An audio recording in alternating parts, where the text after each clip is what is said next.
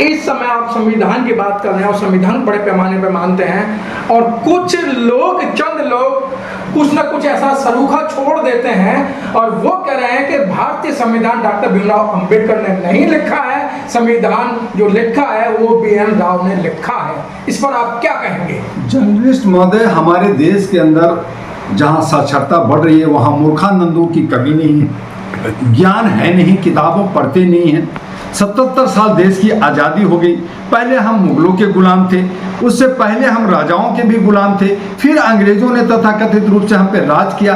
आज हमारा अंग्रेज के ही जो वंशज हैं, जो काले कौवे जिसको हम कहते हैं, वो हम पे राज कर रहे हैं, तोड़ो फोड़ो की शासन करते हैं, किसी को देश की चिंता नहीं है। और ऐसी सूरत में आप समझते हैं कि लोग शांति से रहेंगे? लोग शांत नहीं हैं, अशांति है। हर परिवार के अंदर कुछ न कुछ ऐसे असामाजिक तत्व, ऐसे हमारे जो है टूटे हुए लोग हैं, या किसी कारण से भी हो सकता है कि उनको जो है आर्थिक रूप से कमजोर हो सकता है कि समाज में कोई ठोकर लगा हो, लेकिन बदले की भावना से और पेड पैसा पैसा चाहिए, लोग जो है ये जो वैश्वीकरण में जो घुस गए हैं, वहाँ पे हमारी आस्था खत्म हो गई है, हमारा विश्वास खत्म हो गया है। हम लोग जो है सब्र नहीं करते, सहन शक्ति खत्म हो गई है, हर आदमी गुस्सा हो गया है, नफरत की राजनीति को ज़्यादा हवा दे रहे हैं। तो ऐसी सूरत में हमें बचना होगा। और जो संविधान है, संविधान को बाबा आम्बेडकर और 3600 जो पूरी कमेटी थी जिसके अध्यक्ष first president of India doctor Rajendra Prasad थे, बाबा आम्बेडकर का उसमें जितने भी पॉइंट्स थे जो उसकी अध्यक्षता उन्होंने की और उसमें सारी बातें रखी, तो बाबा आम्बेडकर का है। लेकिन इसी को बर्बाद करने के लिए, जैसे आज जो है गांधी को करें, गांधी नहीं, वीर सावरकर बड़ा है, आज वो कह रहे हैं भगत सिंह चंद्रशेखर ने कुछ नहीं किया, आतंकवादी था वो, और जो है गोडसे जो है बहुत अच्छा था। तो ये सारी मानसिकता जो एक राजसी प्रवृत्ति कहें या मानसिक रूप से विचित्र लोग कहें, आज वो हावी हैं और अच्छे लोग बाहर नहीं निकलते, डरे हुए हैं, सहमे हुए हैं। लेकिन 150 करोड़ की आबादी में मैं बुद्धिजीवियों से कहूँगा, नौजवानों से कहूँगा कि गलत रास्ते पे ना भटकें, अपने सही रास्ते पे चलें। आपके पीछे दुनिया भर के सातिर लोग, चाहे देश के हों चाहे विदेश के हों, लगे हैं। जैसे आज पूरी दुनिया को बर्बाद करने के लिए इजराइल और अमेरिका लगा हुआ है कि सबको खत्म कर दे, उसी तरह से भारत के अंदर भी जासूस और कुछ पट्टू लोग और मानसिक रूप से जो विक्षिप्त लोग लगे हुए हैं, उन सब से हमारे नौजवानों को बचना चाहिए, आगे बढ़ना चाहिए। यही मैं आपको संदेश देना चाहूँगा। 2004 में अटल बिहारी वाजपेयी जी की सरकार थी, उन्होंने एक कमेटी बनाई। उस कमेटी में कहा गया कि भाई संविधान के अंदर संशोधन हो रहा है और संविधान की समीक्षा करनी है। लेकिन उस समय माननीय काशीराम साहब थे और माननीय काशीराम साहब ने कहा था कि समीक्षा नहीं, मैं इनको यहाँ से निकलने नहीं दूंगा। तो उस समय अटल बिहारी वाजपेयी जी को उस मीटिंग को रोकना पड़ा। बिल्कुल सही कहा। हालांकि अटल बिहारी वाजपेयी बहुत ही बुद्धिजीवी, समझदार एक देश के प्रधानमंत्री थे। उनको एक वोट से सरकार भी उनकी गिरी थी, ये भी आपको पता होगा। तो ये जो हमारा जो लोकतंत्र का जो सिस्टम है, वोट का जो सिस्टम है, हर आदमी एक बहुमत चाहता है, 272 को छूना चाहता है, 272 को पाना चाहता है। ऐसी सूरत में सरकार का और उसके साथ जो हमारे ब्यूरोक्रेट्स, IAS ऑफिसर, IPS होते हैं, न्यायपालिका होता है, अगर वो सब बिक जाते हैं तो हमारा देश का बेड़ा गर्क होता है। और ऐसी सूरत में देश के अंदर बहुत अच्छी चीज़ें सोचने के बावजूद भी वो वही हावी होते हैं, क्योंकि उसके अंदर वो कहीं ना कहीं भ्रष्टाचार में लिप्त होते हैं, भ्रष्टाचार में फंस जाते हैं और मजबूरी बस हमें और आपको नुकसान झेलना पड़ता है। दुआ जी, बार बार जब से बीजेपी सरकार आई है, बीजेपी के कथाकथित जो नेता हैं, आए दिन वो संविधान पर उंगलियां उठाते रहते हैं, संविधान के अंदर कमियां बता रहे हैं। वो इसलिए कि उनकी एक मानसिकता बना हुआ है। 100 साल RSS को एक संगठन है, स्वयंसेवी संगठन है, जिसका हेडक्वार्टर नागपुर है, आप सभी जानते हैं, जहां वो एक एक रुपये के लिए तरसता था, आज हजारों करोड़ में खेल रहे हैं। 13,000 करोड़ का दिल्ली के अंदर जो है एक बिल्डिंग RSS का बन गया है, तैयार हो गया है। तो ये सब पैसा कहाँ से आ रहा है? लोग से आ रहा है। इनकी मानसिकता पूरी 100 साल के अंदर इन्होंने नागपुर में अपने हेडक्वार्टर में तिरंगा झंडा नहीं फहराया, तिरंगा झंडा का अपमान हुआ। और जब इन कुछ चंद दिनों में देखा कि तिरंगा यात्रा निकाली जा रही है तो मैंने कहा ये बेईमानी किस लिए? वोट की राजनीति, सिर्फ वोट लेने के लिए। आप जहां सम्मान देश का नहीं करते, जहां पे भगवा झंडा को आप राष्ट्रीय झंडा मानते हैं, तो इस तरह से आप राष्ट्र को नहीं मानते, अपनी मनमर्जी करना चाहते हैं। आप मनुवादी, उनका एक एजेंडा है कि मुझे हिंदू राष्ट्र बनाना है। तो मैंने कहा ठीक है, आप हिंदू राष्ट्र बनाइए, मैं भी साथ हूं।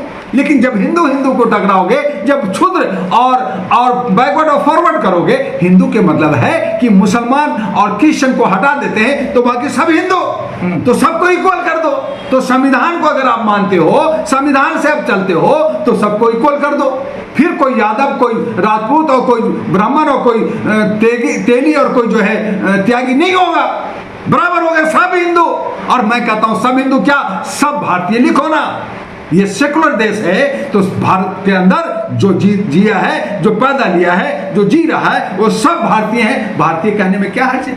लेकिन नहीं, उनको तो राजनीति करना है। यहाँ मुसलमान जिंदाबाद और वहां पे हिंदू जिंदाबाद, वहां पे क्रिश्चियन जिंदाबाद, जहां जैसा संख्या देखा वैसे ये लेता। इसलिए कहा कि भारत के अंदर नेता नहीं है, यहाँ पे सब घेटा लोग हैं, ये सब देश को बर्बाद कर रहे हैं, ये सब व्यापारी लोग हैं और इसके पीछे देश और विदेश कई एजेंडा काम कर रहा है। लेकिन आज हमारे नौजवान जो है, जो 50% से ज्यादा है भारत के अंदर, 65 करोड़ की आबादी भारत के अंदर नौजवानों को है, उन्हें जागना होगा, समझना होगा और अपने देश को चलते चलते अपने तरीके से चलते चलते लास्ट क्वेश्चन, संविधान खतरे में है या जो नेता है उनकी राजनीति खतरे में है? देखिए, संविधान तो अपनी जगह है, भारत अपनी जगह होती है, लेकिन इन लोगों ने जो है पढ़ाई नहीं करते, इसको टेबल पे रख देते हैं, अलमारी में रख देते हैं और ये राजनीति करते हैं। इसलिए नेता खतरे में है, नेता को अपनी कुर्सी खतरे में दिखता है। आज बीजेपी जो है 240 है, उनको लगता है कहीं हम जो है आज अगर ये सब पीछे हट गए, नीतीश हट गया, नायडू हट गया, बाकी लोग हट गए, जैसे मैंने कहा कि बहुजनों को 295 बनता सीट, अगर वो एक का हो गए तो इनकी सरकार चले गई। तो ये सरकार बचाने के लिए खरीद फरोख्त होते रहता है, गिरी होते रहता है, डराना सामाना होता है। इसलिए ये संविधान को नहीं, ये सिर्फ कुर्सी बचाने के लिए तोड़ मरोड़ की राजनीति करते रहते हैं और देश के अंदर कुछ नहीं है। उसमें जो है जनता चूंकि भोली भाली है, जनता को कुछ समझ में नहीं आता है। 150 करोड़ जो है देखते रहती है और उस पर डंडा बरसता रहता है, उस पर शोषण होता है, उस पर अत्याचार होता है, उस पर बेविचार होता है और उसको टैक्स 32 तरह के जनता को टैक्स देना होता है। ये तमाम नेता कोई टैक्स नहीं देते, करोड़ों अरबों रुपया कमा करके आज बीजेपी की सरकार है। मैं आपके चैनल से पूछना चाहता हूं कि यही मोदी जी ने कहा था कि मैं स्विच बैंक से सारा पैसा लाके 15-15 लाख दूंगा, स्विच बैंक को खाली करूंगा। वही स्विच बैंक में 10 गुना पैसा बढ़ गया इनकी सरकार में। कैसे बढ़ गया? कौन पैसा जमा कर रहा है? क्या इनको नजर नहीं आता? क्या इनको पता नहीं है? तो ये सब जो है खेल होता है। इनको जो है जहां कुछ बात हो गई तो बचाने के लिए करते हैं, सब करते हैं। आज अडानी की पे सब उंगली उठा रहे हैं, पूरा विदेश उठा रहा है, पूरा विपक्ष उठा रहा है। लेकिन मैं कहना चाहता हूं कि अडानी वर्सेस मोदी, अडानी कुछ नहीं है, वो मोदी है और मोदी की सरकार है, वो चेयरमैन है, वो देश और सबको चला रहा है। और इसीलिए एक सामान कई साल से अमेरिका से वो गांधीनगर गुजरात में उसके घर नहीं पहुंच रहा है। अगर हम जरा सा गलती करें तो हमारा फौज आकर के मुझे अरेस्ट करके ले करके जाके जेल में डाल देगा। और अडानी के घर में एक सामान नहीं जा रहा, जहां पे इतनी सहूलियत है, जहां पे जेट और जहां पे बड़े बड़े कार और गाड़ियां चलती है, उस अहमदाबाद तक सामान जा चुका है। दिल्ली गया, अहमदाबाद गया, अहमदाबाद से गांधीनगर अडानी के घर नहीं जा रहा। इसका मतलब क्या है? क्या इस पे सवाल नहीं उठना चाहिए? लेकिन जनता सवाल भी उठा ले, चीख चिल्ला ले, क्या होगा? हमारा जनप्रतिनिधि गलत है। इसलिए आपको अंत में आपके वीडियो में कहना चाहेंगे कि जनता को सतर्कता के साथ अपने जनप्रतिनिधि सही चुने, अपने बच्चों और अपने आसपास के चुने। और जितने भी कॉर्पोरेट हैं, जितने भी परिवारवाद के नेता हैं, जितने भी ये पुराने बड़े बड़े नेता बन रहे हैं, चाहे वो राहुल हो, चाहे मोदी हो, चाहे अमित शाह हो, चाहे अखिलेश हो, चाहे कोई भी हो, इन तमाम लोगों को हरा दो, एक बार जमीन पे लाओ, इनको होश में लाओ, देश बदल जाएगा। सर वही बात 2024 में अब की बार 400 पार, लेकिन जनता ने जो करना था मन की बात, जनता ने तो इन्हें मैंडेट नहीं दिया, लेकिन नेताओं ने दिया।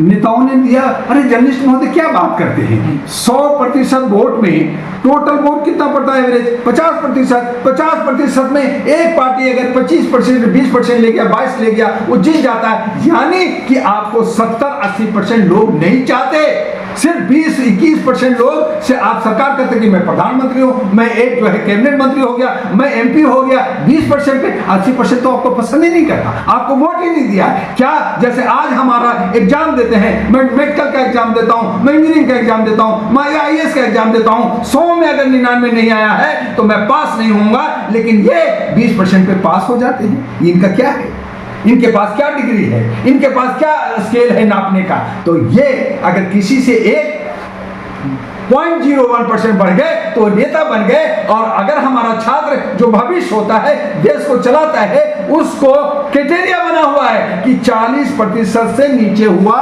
तो तुम फेल हो गए। इसका कोई क्राइटेरिया है कि क्या ग्रेजुएट होंगे? इनका कोई क्राइटेरिया है कि आपको 100% में 80% वोट अगर नहीं मिलेगा तो आप नेता नहीं बनेंगे? क्या ऐसा क्राइटेरिया है? इसीलिए डॉक्टर दुआ ने कहा पॉलिटिकल अमेंडमेंट एक्ट होना चाहिए। ये इलेक्शन कमीशन जनता के हाथ में होना चाहिए। जनता के द्वारा प्रधानमंत्री और मुख्यमंत्री और चीफ जस्टिस और राष्ट्रपति जनता के डायरेक्ट, जैसे अमेरिका के अंदर होता है, जनता के द्वारा डायरेक्ट होना जाना चाहिए। ये सब होश में आ जाएंगे।